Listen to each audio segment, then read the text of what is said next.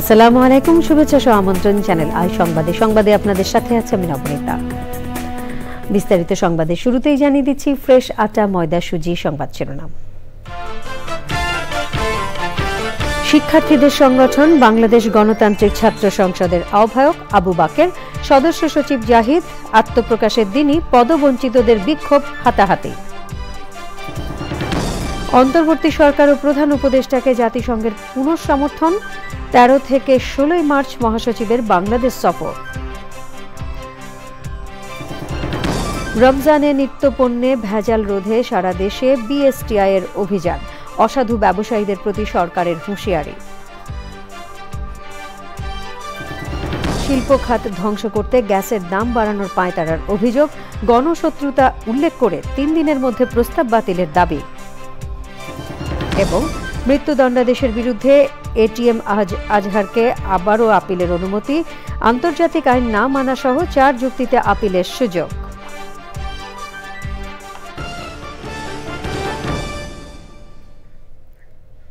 এছাড়াও নিটোল টাটা বিশেষ সংবাদে থাকছে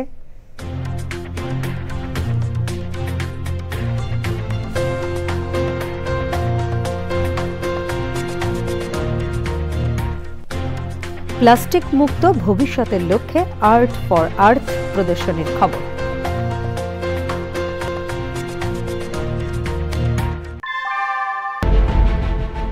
Primacy inbuilt. German technology. Bangladesh's first thermix rod. Salam Steel Thermax. সংবাদ শিরোনামগুলো জানাচ্ছিলাম। এখনকার সংবাদ আয়োজন একই সঙ্গে চ্যানেল আইয়ের ইউটিউব চ্যানেল এবং চ্যানেল আইয়ের ওটিটি প্ল্যাটফর্ম আই স্ক্রিনে লাইভ স্ট্রিমিং হচ্ছে। যাচ্ছি পুরো সংবাদে। জুলাই অভ্যুত্থানের শক্তি থেকে আত্মপ্রকাশ করল নতুন ছাত্র সংগঠন বাংলাদেশ গণতান্ত্রিক ছাত্র সংসদ।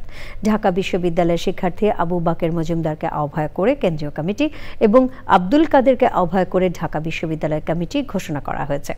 বিকেলে মধুর ক্যান্টিনে নতুন সংগঠনের আত্মপ্রকাশ ঘটে। তবে নাম ঘোষণার আগে ও পরে পদ বঞ্চিত হওয়ার অভিযোগে বিক্ষোভ হাতাহাতিতে জড়িয়ে পড়ে বেসরকারি বিশ্ববিদ্যালয়ের শিক্ষার্থীরা। লালা নওশিন জানাচ্ছেন। শিক্ষা ঐক্য মুক্তি মুক্তি স্লোগানে আত্মপ্রকাশ করল জুলাই গণ অভ্যুত্থানের শক্তিকে কেন্দ্র করে নতুন ছাত্র সংগঠন বাংলাদেশ গণতান্ত্রিক ছাত্র সংসদ। পূর্ব ঘোষণার 2 ঘণ্টা পর বিকাল 5টায় নতুন ছাত্র সংগঠনের নাম ঘোষণা করেন আহ্বায়ক আবু বাকের মজুমদার।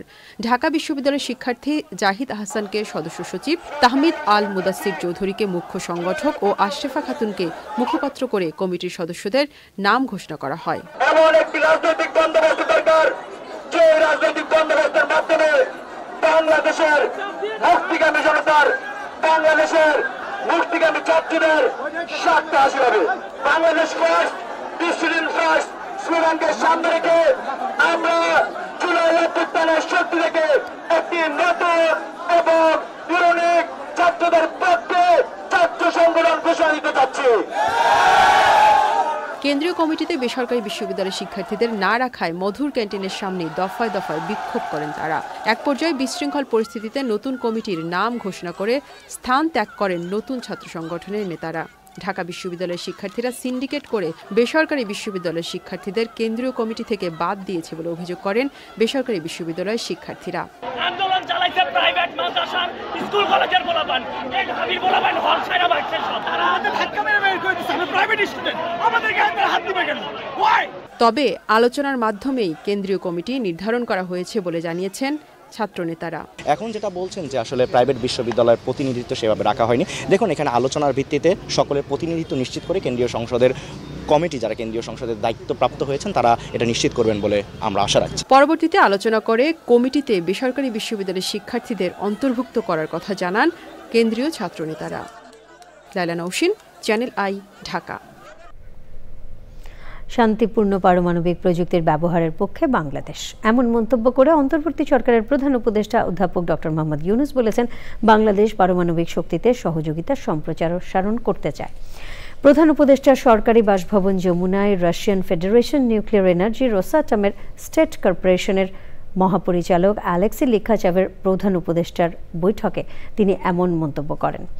রূপপুর পারমাণবিক বিদ্যুৎ কেন্দ্রের উন্নয়নে বাংলাদেশ ও রাশিয়ার মধ্যে অব্যাহত সহযোগিতা ও জ্বালানি নিরাপত্তা বৃদ্ধির এই সভায় প্রধান উপদেষ্টা রোসাটমের অব্যাহত সহায়তার প্রশংসা করেন। প্রধান উপদেষ্টা বলেন, বাংলাদেশের ক্রমবর্ধমান জ্বালানি চাহিদা পূরণের জন্য নির্দিষ্ট সময়ের মধ্যে প্রকল্প শেষ করা জরুরি। প্রকল্পের সর্বশেষ পরিস্থিতি সম্পর্কে প্রধান উপদেষ্টাকে অবহিত করেন মহাপরিচালক লিখাচেফ। তিনি বলেন, বাংলাদেশের জনগণের পাশে সবসময় আছেন তারা। বৈঠকে মুখ্য সচিব সিরাজউদ্দিন মিয়া উপস্থিত ছিলেন। বাংলাদেশের অন্তর্বর্তী সরকার এবং প্রধান উপদেষ্টা অধ্যাপক ডক্টর মোহাম্মদ ইউনূসের প্রতি আবারও সমর্থন জানিয়েছে জাতিসংঘ। প্রধান উপদেষ্টার পাঠানো একটি চিঠির জবাবে এই সমর্থনের কথা পুনর্ব্যক্ত করেন জাতিসংঘ মহাসচিব অ্যান্টনিও গুতেরেস। চিঠিতে জাতিসংঘ মহাসচিব প্রধান উপদেষ্টাকে লিখেছেন, বাংলাদেশ ও এই অঞ্চলের রোহিঙ্গা সংকটের প্রভাবের পাশাপাশি রাখাইনে মানবিক পরিস্থিতির অবনতি নিয়ে প্রধান উপদেষ্টার উদ্বেগ তিনি বুঝতে পারছেন। রোহিঙ্গাদের আশ্রয়দাতা হিসেবে বাংলাদেশে আন্তর্জাতিক সম্প্রদায়ের সমর্থন যেন অব্যাহত থাকে, সে লক্ষ্যে কাজ চালিয়ে যাবে জাতিসংঘ। রোহিঙ্গাদের নিরাপদ ও স্বেচ্ছায় প্রত্যাবর্তনের জন্য অনুকূল পরিস্থিতি তৈরি সহ মিয়ানমারের সংকটের রাজনৈতিক সমাধানে জাতিসংঘ কাজ করে যাচ্ছে বলেও চিঠিতে জানানো হয়েছে। পররাষ্ট্র মন্ত্রণালয় জানিয়েছে, মার্চে বাংলাদেশ সফরে আসছেন জাতিসংঘ মহাসচিব। 13 থেকে 16 মার্চ পর্যন্ত সফর করবেন তিনি। নিত্য প্রয়োজনীয় পণ্যের মান নিয়ন্ত্রণ ও ভেজাল প্রতিরোধে রমজান মাসে প্রতিদিন 3টি করে মোবাইল কোর্ট পরিচালনা করবে বিএসটিআই। সারা দেশে জেলা উপজেলা পর্যায়েও অভিযান পরিচালিত হবে। বাজার পর্যবেক্ষণের তথ্য জানিয়ে ভেজাল মুক্ত পণ্য কিনতে ক্রেতাদের সচেতন হওয়ার আহ্বান জানান শিল্প উপদেষ্টা। অসাধু ব্যবসায়ীদেরও হুঁশিয়ার করেছে শিল্প মন্ত্রণালয়। জানাতুল বাকিয়া কেকা জানাচ্ছেন। আর দুদিন বাদেই শুরু হচ্ছে পবিত্র রমজান মাস। এ মাসকে সামনে রেখে নিত্য প্রয়োজনীয় পণ্যের বাজার পর্যবেক্ষণ ও ভেজাল পণ্যের সরবরাহ ঠেকাতে উদ্যোগ নিয়েছে বিএসটিআই। আইন শৃঙ্খলা বাহিনীর সহায়তায় বিএসটিআই নিরাপদ খাদ্য আন্দোলন এবং জাতীয় ভোক্তা অধিকারের পক্ষ থেকে বাজার পর্যবেক্ষণ ও তদারকির নানা উদ্যোগের কথা সংবাদ সম্মেলনে তুলে ধরেন শিল্প উপদেষ্টা। সম্মানিত রোজাদারগণ, সচরাচর যে সমস্ত খাদ্য পানীয় গ্রহণ করে থাকেন, এই ক্ষেত্রে ভেজালের সম্ভাবনা অনেক বেশি থাকে, যেহেতু তাই এই ধরনের পণ্যের বিশেষ নজরদারি করা হচ্ছে। বিএসটিআই জানিয়েছে, বাজার থেকে খাদ্যপণ্যের নমুনা সংগ্রহ করে ল্যাবরেটরিতে পরীক্ষার পর ভেজাল ও মানহীন 47টি পণ্য তালিকাভুক্ত করা হয়েছে। এই যে পণ্যগুলো আছে 47টা পণ্য এর মধ্যে পড়ে। এটা বাংলাদেশের বিভিন্ন এলাকায়, বিভিন্ন জেলায় এগুলি আমাদের যে টেস্টিং ল্যাব আছে সেই ল্যাবে আমরা দিচ্ছি মানহীন। রমজান আসলে পৃথিবীর বিভিন্ন দেশে, ইভেন অমুসলিম দেশেও তারা দ্রব্যমূল্য কমায় আর আমরা বাড়াই। এইটা থেকে আমরা বেরিয়ে এসে না পারলে কিন্তু আমাদের আইন দিয়ে করি বা মোবাইল কোড করি, কাজ হবে না। মানহীন ও ভেজাল পণ্যের মধ্যে ঘি, চিনি, লাচ্ছা সেমাই ছাড়াও কসমেটিক্স পণ্যও রয়েছে। সংবাদ সম্মেলনে ক্রেতাদের এসব পণ্য কেনার বিষয়ে সচেতন হওয়ার আহ্বান জানানো হয়। জানাতুল বাকিয়া কেকা, চ্যানেল আই, ঢাকা। শিল্প খাতকে ধ্বংস করতে গ্যাসের দাম বাড়ানোর পায়তারা চলছে বলছেন গ্রাহকরা। গ্যাসের মূল্য বৃদ্ধির গণশুনানিতে আগামী 3 দিনের মধ্যে প্রস্তাব বাতিলের দাবি জানান তারা। শিল্প খাতে প্রতি ইউনিট গ্যাসের দাম 30 টাকা 75 পয়সা থেকে বাড়িয়ে 75 টাকা 72 পয়সা করার প্রস্তাবকে গণশত্রুতা হিসেবে মন্তব্য করেছে ক্যাব। জাকি আক্তার জানাচ্ছেন। শিল্প খাতে প্রতি ইউনিট গ্যাসের দাম 30 টাকা 75 পয়সা থেকে বাড়িয়ে 75 টাকা 72 পয়সা করার প্রস্তাব করেছে Bangladesh energy regulatory commission BERC ও পেট্রোবাংলা। এরই পরিপ্রেক্ষিতে গ্রাহকদের অংশগ্রহণে বিয়াম অডিটোরিয়ামে গণশুনানির কার্যক্রম শুরু। কার্যক্রমের এক পর্যায়ে গ্রাহকদের তোপের মুখে পড়ে প্রতিষ্ঠান দুটি। শিল্প খাতকে ধ্বংস করতে গ্যাসের মূল্য বাড়ানোর পায়তারা চলছে বলে মনে করছেন গ্রাহকরা। পরে যুক্তিতর্ক উপস্থাপনে গণশুনানিতে গ্যাসের দাম বৃদ্ধি নয়, বরং গ্যাসের চুরির বিরুদ্ধে অন্তর্বর্তী সরকারের পদক্ষেপ নেওয়া উচিত বলে মন্তব্য করেছেন ক্যাব সদস্যরা।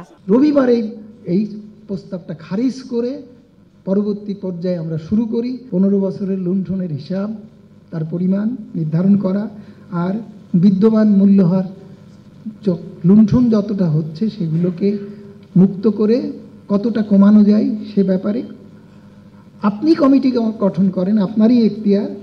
আর জ্বালানি অপরাধীদের বিচারের জন্য, তাদেরকে বিচারের আওতার জন্য বিগত দিনে এই গ্যাস ক্ষেত্রে যে লুটপাট হয়েছে সেই লুটপাটের তথ্য উদ্ঘাটন করে কিভাবে মূল্য সমন্বয় অর্থাৎ দাম কমিয়ে জনগণকে স্বস্তি দেওয়া যায়।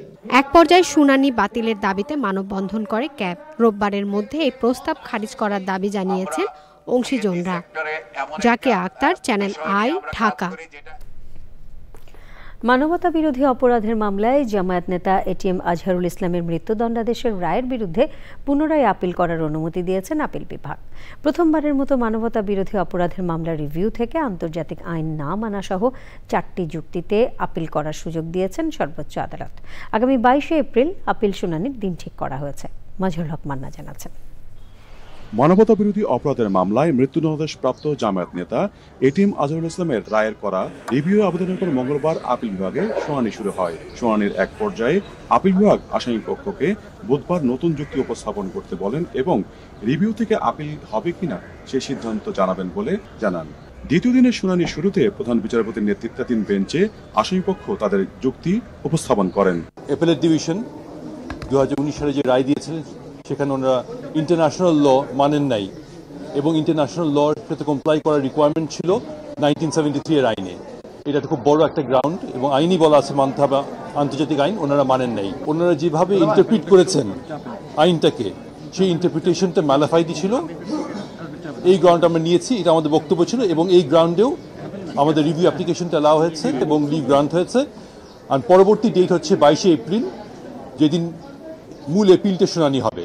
আসামিপক্ষের যুক্তি সমর্থন করে প্রসিকিউশন, পরে আদেশ দেন আপিল বিভাগ। ক্লারিফিকেশন করে দিয়েছি কোর্টকে আমরা যে এটা রিভিউ নট আন্ডার আর্টিকেল 105, এটা রিভিউ হয়েছে কোর্টের ইনহারেন্ট পাওয়ারের আন্ডারে। এটা আব্দুল কাদের মোল্লা জাজমেন্টে ডিসাইড করা হয়েছে এবং আমরা ওভাবেই এসেছি।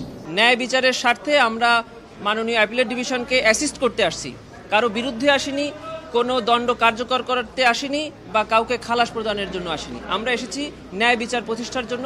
আসামিপক্ষের আইনজীবী জানিয়েছেন তাদের যুক্তি আপিল বিভাগ গ্রহণ করলে বোঝা যাবে মানবতা বিরোধী অপরাধের মামলায় আব্দুল কাদের মোল্লা সহ অন্য সবার ন্যায়ভ্রষ্ট বিচার হয়েছে কিনা।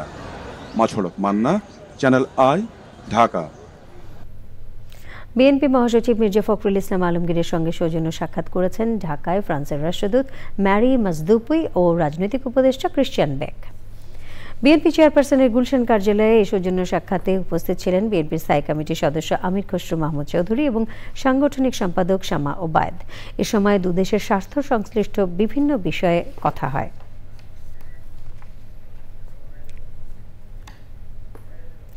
বাসাবাড়ি বা অফিসের শোভা বর্ধনের জন্য দেশে অ্যাকোয়ারিয়ামের পাশাপাশি টেরারিয়ামও পরিচিত হয়ে উঠছে। কাঁচের আবদ্ধে গড়ে ওঠা বাস্তু সংস্থান বা টেরারিয়াম কালচারে যুক্ত হচ্ছেন দেশের শৌখিন ও তরুণ উদ্যোক্তারা। এই শিল্পের সঙ্গে দীর্ঘদিন কাজ করছেন ঢাকার মোহাম্মদপুরের শাহরিয়ার মাহমুদ আশফি। বিস্তারিত জানাচ্ছেন। এ নিয়ে বিস্তারিত প্রতিবেদন দেখবেন বৃহস্পতিবার বেলা 3টা 5 হৃদয়ে মাটি ও মানুষের ডাক অনুষ্ঠানে। তথ্য ও সম্প্রচার উপদেষ্টার দায়িত্ব পেয়েছেন মাহফুজ আলম। বিকেলে দায়িত্ব গ্রহণ করেন তিনি। গতকাল মঙ্গলবার নাহিদ ইসলাম পদত্যাগ করায় এই দায়িত্ব নিলেন মাহফুজ আলম। এর আগে তিনি উপদেষ্টা পরিষদে থাকলেও কোনো মন্ত্রণালয়ের দায়িত্বে ছিলেন না।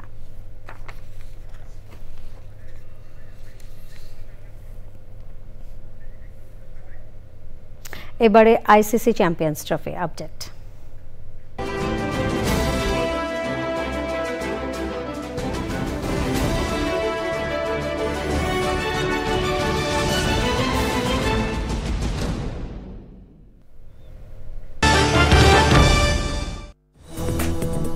বিরতির পর আমন্ত্রণ আরও একবার।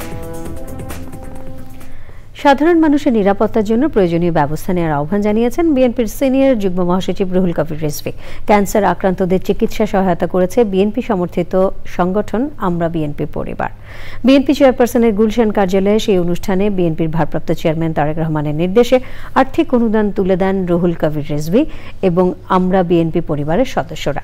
সেখানে রিজভী বলেন, জনগণের প্রত্যাশা পূরণ হয়নি, সামাজিক শান্তি শৃঙ্খলা এখনো প্রতিষ্ঠা হয়নি, দীর্ঘদিনের সংস্কৃতিতে যে আঘাত করা হচ্ছে সেটাও পরিকল্পিত মনে হচ্ছে বলে মন্তব্য করেন তিনি।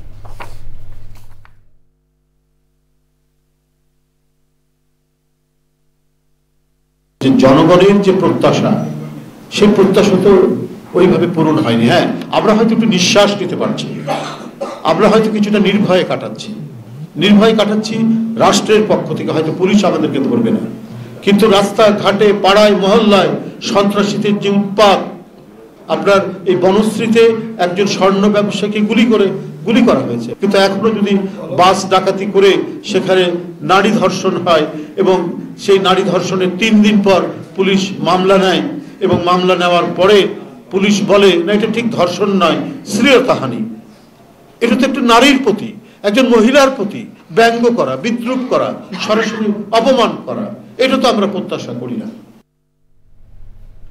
দুর্নীতি দমন কমিশনের চেয়ারম্যান ডক্টর আব্দুল মোমেন বলেছেন, দুদক এখনো সাংবিধানিক প্রতিষ্ঠান নয়। সাংবিধানিক প্রতিষ্ঠানের মর্যাদা পেলে দুদকের কাজের মাত্রা আরও বাড়বে। শিগগিরই এই মর্যাদা পাবে বলেও প্রত্যাশা তার। পাবনা জেলা শিল্পকলা একাডেমি মিলনায়তনে দুদকের গণশুনানি শেষে সাংবাদিকদের এসব কথা বলেন তিনি। পাবনা জেলা প্রশাসন ও জেলা দুর্নীতি প্রতিরোধ কমিটির সহযোগিতায় দুদক সমন্বিত জেলা কার্যালয় এই গণশুনানির আয়োজন করে।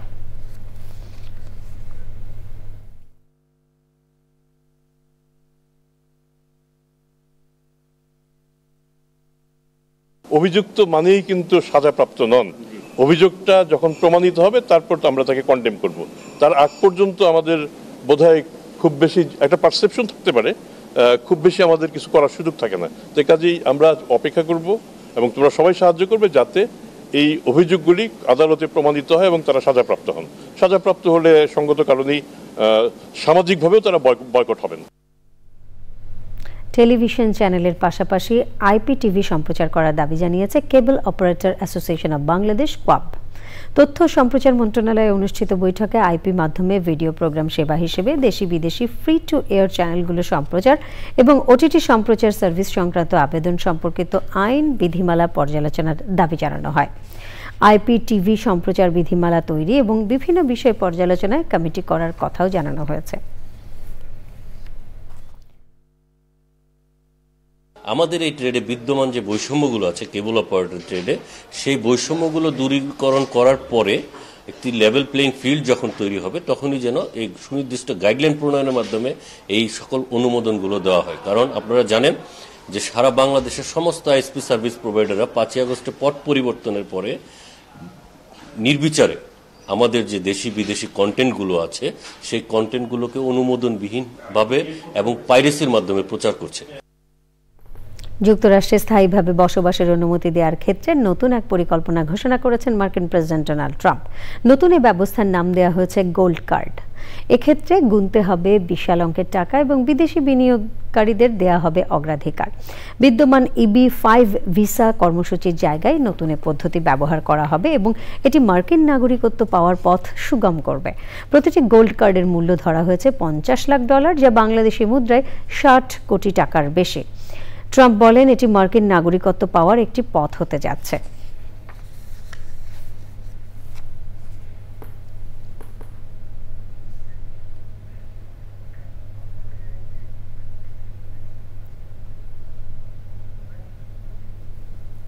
আই স্ক্রিন সাংস্কৃতিক সংবাদ।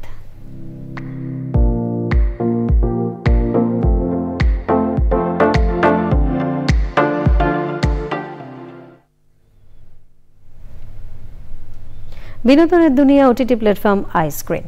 এই প্ল্যাটফর্মে মুক্তি পেল চলচ্চিত্র আগন্তুক। সুমন ধর পরিচালিত সিনেমাটিতে অভিনয় করেছেন নায়িকা পূজা চেরি। এছাড়াও অভিনয় করেছেন শ্যামল মাওলা, মিলি বাশার, শিখা খান মৌ, হিল্লোল রায়, আনোয়ার শাহিন সহ অন্যরাও। আই স্ক্রিন সাবস্ক্রাইব করে সিনেমাটি দেখতে পারবেন দর্শক। নিটোল টাটা বিশেষ সংবাদ।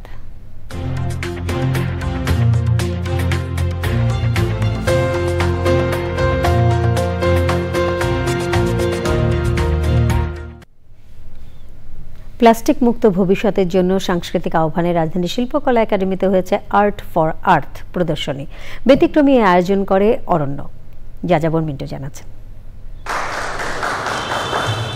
প্লাস্টিক পণ্য আমাদের পরিবেশের জন্য শুধু হুমকিই নয়, স্বাভাবিক জীবনযাত্রায় রয়েছে এর বিরূপ প্রভাব।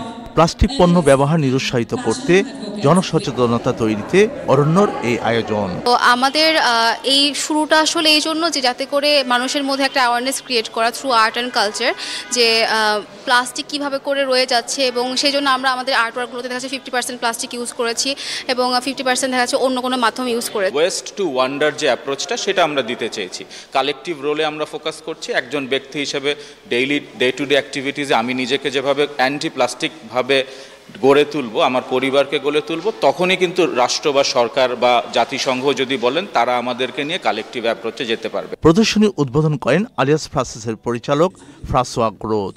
ব্যতিক্রমী এই প্রদর্শনীতে মুগ্ধ দর্শক। চিপসের প্যাকেট রাস্তায় ফেলে দিচ্ছি কিংবা পানিতে ফেলে দিচ্ছি, সেই জায়গাগুলো যাতে আমরা কাজ করি, মানে সচেতনতা যদি বাড়াই, এই এক্সিবিশনটা সেটারই আসলে একটা মেসেজ দেয়। Paintings can express themselves by the artist, the work he has done. বিভিন্ন রং দিয়ে এটা ব্যবহার যে করলো, এটা আমার অনেক সুন্দর লাগছে। প্লাস্টিকের বিরূপতাকে নান্দনিকতায় উপস্থাপন করেছেন নবীন প্রবীণ শিল্পীরা। এখন আমাদের তুলির ব্যবহারও কমে যাবে একদিন। প্লাস্টিকটা এমনভাবে আমাদের আঁকড়ে রেখেছে যে এখন আমরা কিছুই পাচ্ছি না, যেটা নর্মাল সবই মনে হচ্ছে প্লাস্টিকে তৈরি হয়ে যাচ্ছে। এটা আমরা দেখতে পাই না, বাট ওয়ার্ল্ড ইজ ক্রাইং। যত প্লাস্টিক আমরা আজ পর্যন্ত, এটা প্লাস্টিকের ইনসেপশন জন্ম থেকে শুরু করে আজ পর্যন্ত যত প্লাস্টিক তৈরি হয়েছে, কোনো তার মাত্র 10% রিসাইকেল হয়েছে। অ্যাওয়ারনেসটা অনেক বেশি এবং আমি খুব খুশি হয়েছি যে আমাদের লোকেরা যে খুব নতুন রকম একটা আইডিয়া, যে plastic from waste to wonder. প্রদর্শনীতে ছিল পরিবেশ বিশেষজ্ঞ, তরুণ কর্মী, শিল্পী এবং নীতি নির্ধারকদের সরব উপস্থিতি। যাযাবর মিন্টু, চ্যানেল আই, ঢাকা। এবারে কৃষি সংবাদ।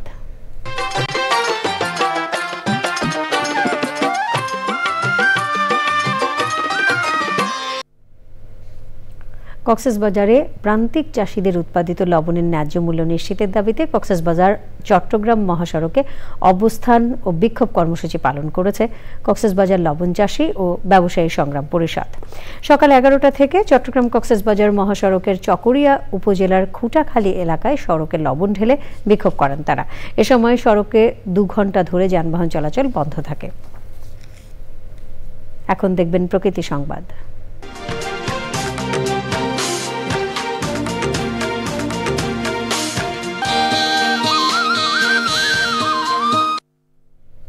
কক্সবাজারে গাছ সুরক্ষা কর্মসূচি হয়েছে। পরিবেশ, বন ও জলবায়ু পরিবর্তন বিষয়ক মন্ত্রণালয় ও বন বিভাগের উদ্যোগে শহরের গুণ গাছতলায় গাছ থেকে পেরেক অপসারণের মাধ্যমে কর্মসূচি শুরু হয়।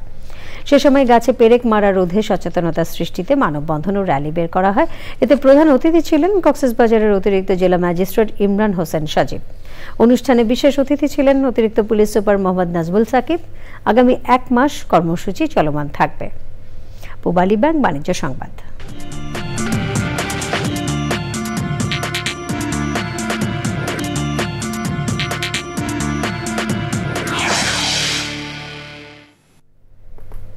শিক্ষার গুণগত মান নিশ্চিত করা এবং পাঠদানকে আনন্দময় করতে মাল্টিমিডিয়া ভিত্তিক পাঠদান নিশ্চিতে ডিজিটাল ডিসপ্লে প্রযুক্তি নিয়ে আসছে এলজি গ্লোবাল। এই উপলক্ষে রাজধানীর একটি হোটেলে অনুষ্ঠান হয়েছে।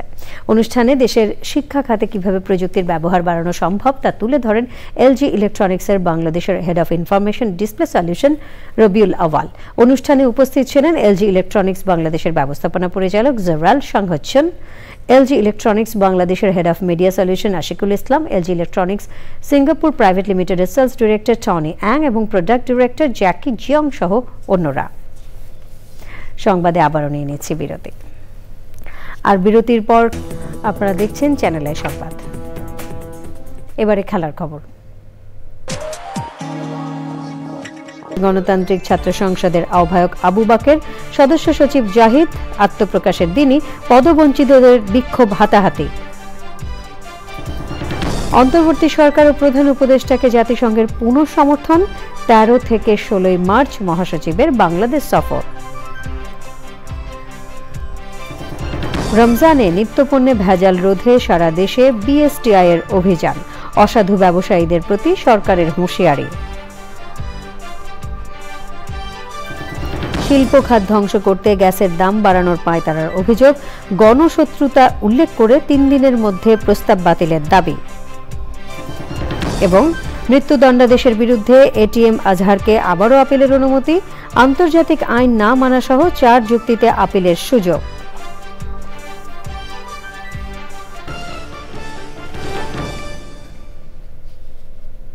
প্রিয় দর্শক, চ্যানেল আই সবশেষ সংবাদ জানতে ভিজিট করুন channelionline.com এ যুক্ত থাকুন আমাদের সোশ্যাল মিডিয়া প্ল্যাটফর্মগুলোর সাথে। পরবর্তী সকল সংবাদ দেখার আমন্ত্রণ রইল। ধন্যবাদ সবাইকে।